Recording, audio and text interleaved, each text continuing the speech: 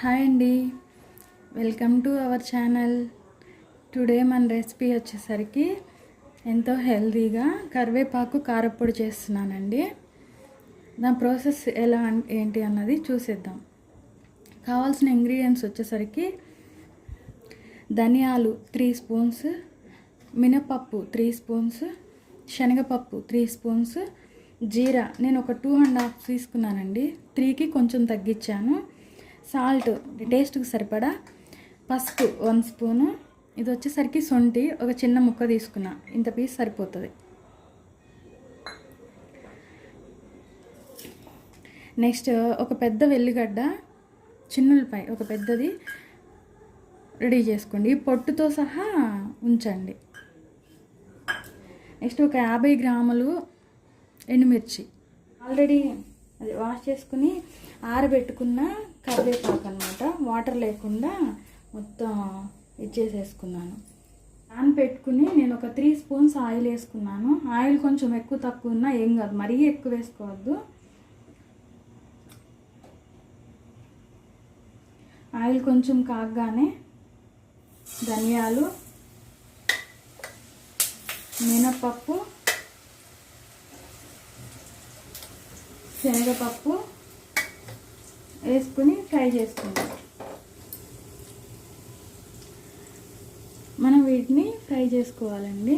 కొంచెం ఫ్రై అయిన తర్వాత జీరా తర్వాత వేద్దాం. మనం వీటిని గోల్డెన్ బ్రౌన్ కలర్ వచ్చే వరకు వేసుకుందాం.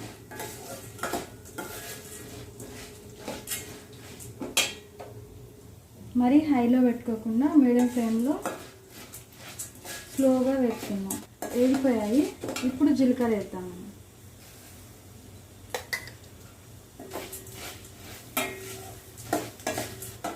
నెక్స్ట్ ఎండుమిర్చి వేద్దాం.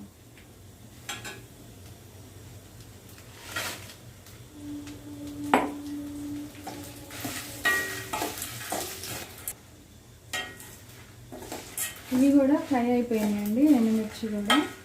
ఇప్పుడు మనం తీసుకున్న 2 కప్స్ కరివేపాకు దీనిలో వేసేసుకున్నాం.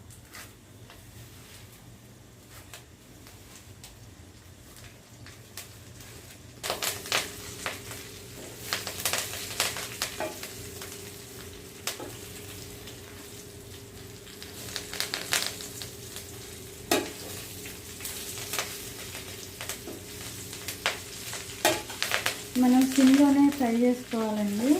ఆయిల్ ఉంటుంది కాబట్టి లైట్గా చిటిపట్లాడుతూ ఉంటుంది.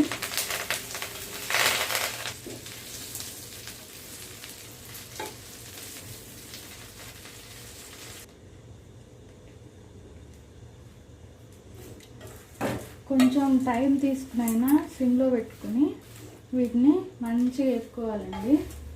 ఎందుకంటే బాగా ఫ్రై అవ్వకపోతేనేమో ముద్దగా అవుతుంది, లేదు మరీ మాడిపోతే కూడా నల్లగా ఉంటుంది కారపొడి. మనకి ఇలా డ్రైగా అయిపోతే సరిపోతుంది, ఆరిపోతే ఇంకా డ్రై అవుతుంది. దీనిలోకి మనం ఒక 1 స్పూన్ పసుపు వేసుకున్నాం. పసుపు వేసి ఏం ఫ్రై చేయ అవసరం లేదు, కలుపుకుంటే సరిపోద్ది. స్టవ్ ఆఫ్ చేసుకున్నాం.